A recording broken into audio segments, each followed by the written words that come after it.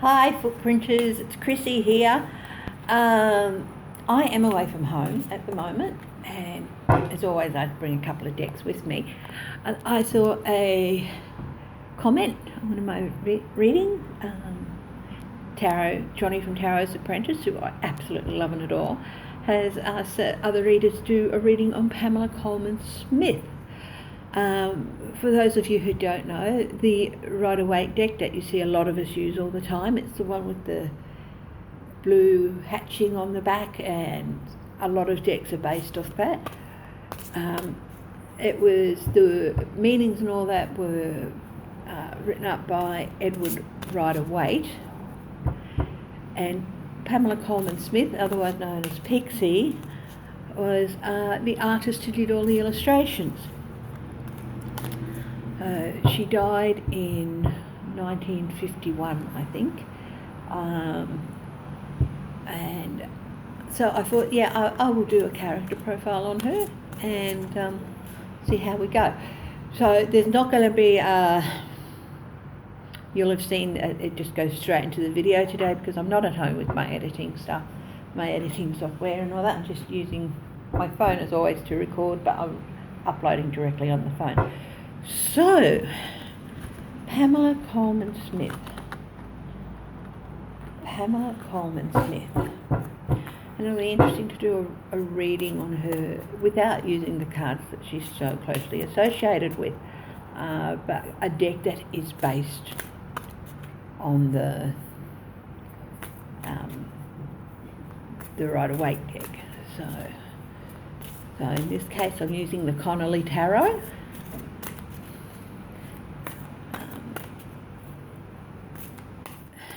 I hopped online and found the spread I thought I should use. So, okay.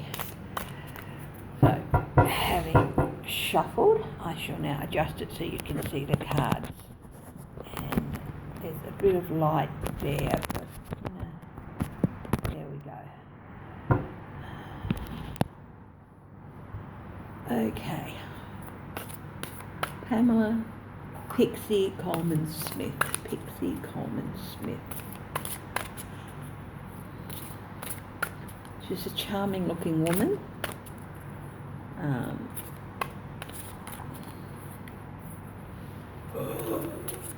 Oops, that's just my husband groaning in the background. I'll just die silently. Groan quietly. I can't edit you out of this one, okay? Okay, so what's on the bottom of the deck? Judgment.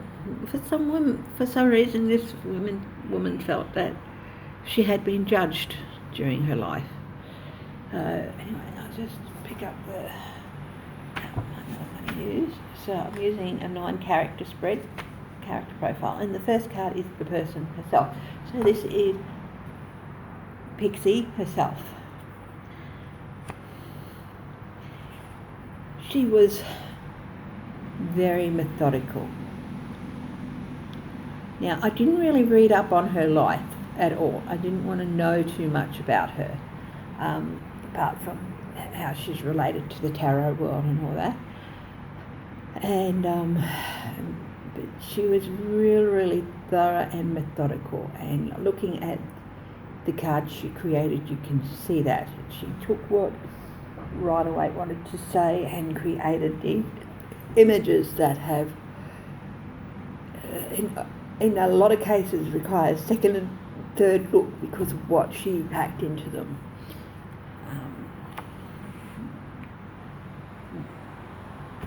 Okay, so she was very methodical, very her dominant outward quality was she was shiny. I mean, you look at the pictures of her and her personality just shines out. She was a true wonderful star in people saw this shining being, this happy shiny being, and she had a very hopeful outlook on life, and I think that showed in all the pictures that I've seen of her. her dominant inward quality. It's in fact the opposite of the outward, is that inward she projected this person to the outside world to see, but inwardly she was very quiet and very reflective, and she would withdraw into herself a lot. She was an artist, and I think artists do that. They withdraw into themselves a lot when they're considering what they're going to be doing and how they're going to take whatever motivated them and turn it into art. This is interesting that this card, in doing the Rider-Waite deck, she handed a legacy over to millions and millions of people, millions of readers. This deck's been around for 120 years, 130 years almost, and it's been a huge legacy. So she handed that, in creating the deck, that was the legacy that she handed over. And I think that took a large part of herself as well. So, and yes, but she was very, very, she would withdraw into herself for long periods of time, because every artist, when they complete the artwork and they put it out into the world, they are handing over their legacy. So her goal in life,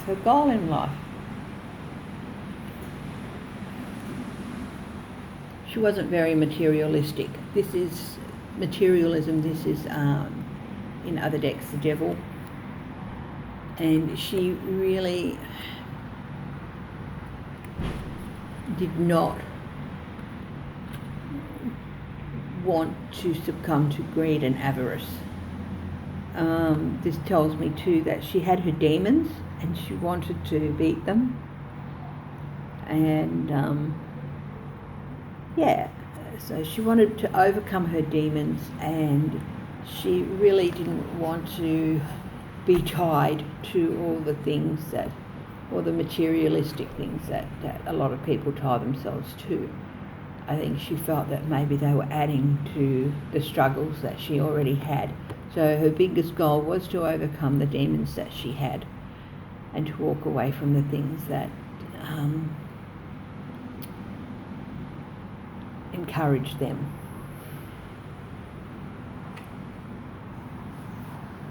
Her motivation.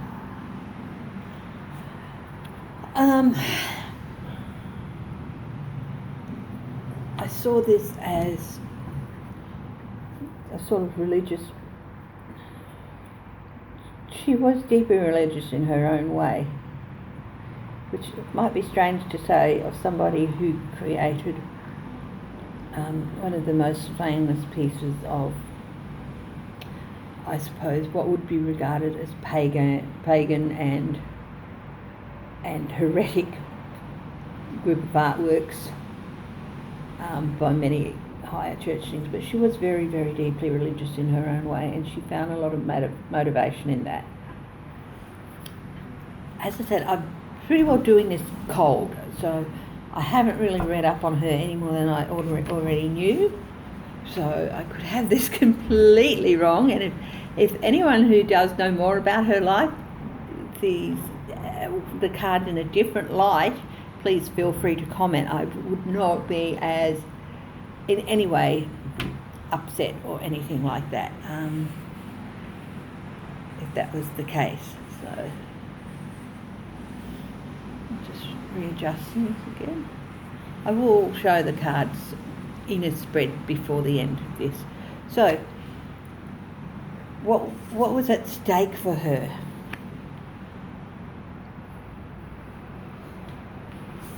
Her strength.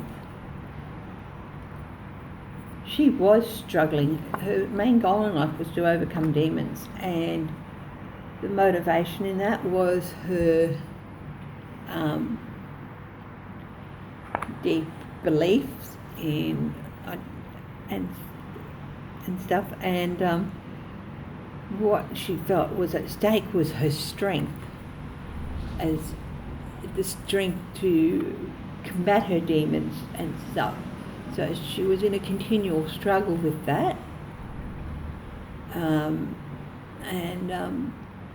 So the thing that was at stake all the time for her was the strength to keep fighting her demons and also to keep producing the artwork that she loved to do.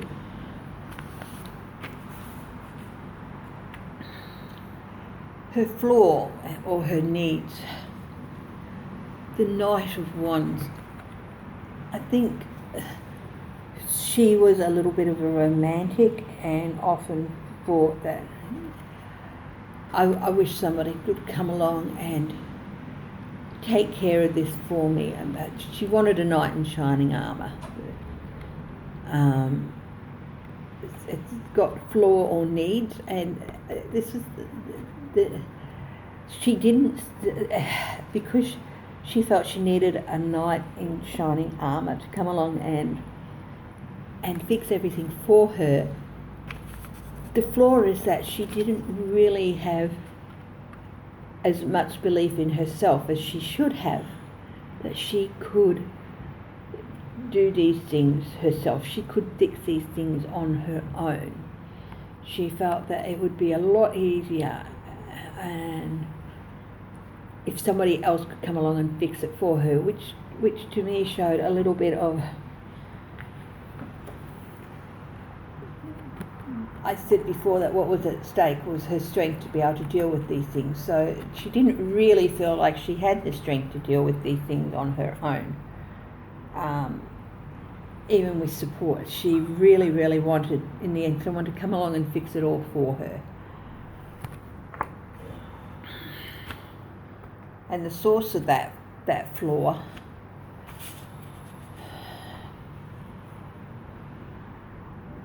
that's the Four of Swords. The first thing I thought when I saw this was that somebody had told her a long, long time ago, you just don't worry your pretty little head about it. You just go and lie down and we'll take care of it for her. It could have been her father or a sibling or an early male relationship, but somebody instilled in her the belief that all she had to do was go and lie down and everything else would be taken for granted, and they would fix everything for her. And that sort of instilled this self-belief that you know, you can't take care of this yourself. You just go and lie down and we'll take care of it for you, because obviously you can't. And that installed this self-belief, which was a flaw, which was that she would never be able to do things for herself. She would always need somebody to do it for her. The effect of that flaw or need on reaching her goal, and her goals were ultimately conquering her devils, so she could continue to, leave a mark, leave a legacy for people. This is good. It was a flaw and it was a need, but this is a card of celebration and homecoming. This person is, these two people are comfortable in themselves. I think she overcame that. She found the strength, and she realised in the end that she didn't need.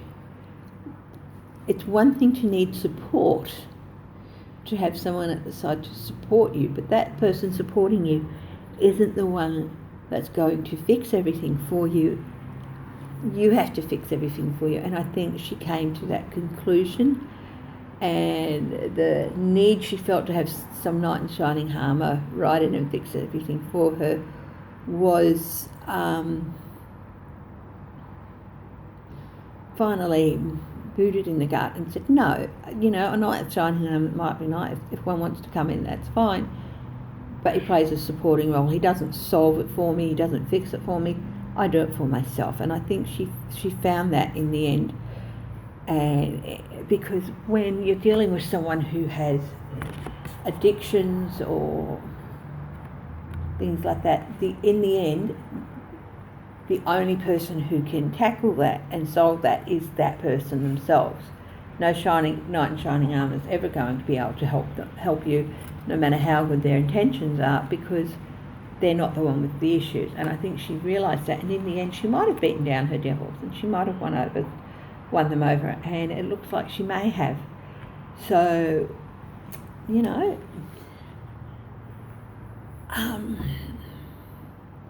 I'm just going to ask, my yes/no questions, and I'm going to ask, was Pixie happy? Did she achieve happiness in her life? Got the cards are popping out a bit, aren't they? So this will be a yes/no 3-carder. I'll just bring this over to here. Put the cards down here. So, did Pixie achieve happiness in her life?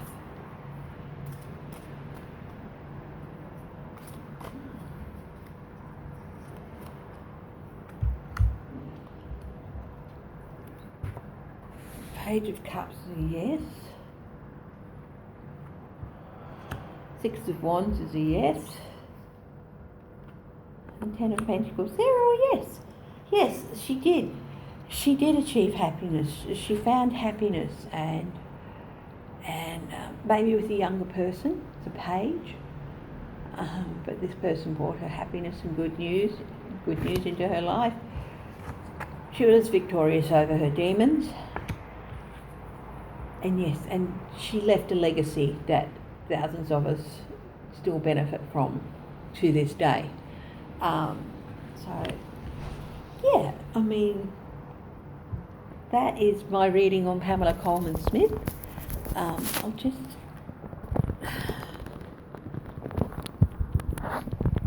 Hopefully you'll be able to see the cards there. Well, a little bit of a misfire, but do Knight of Pentacles.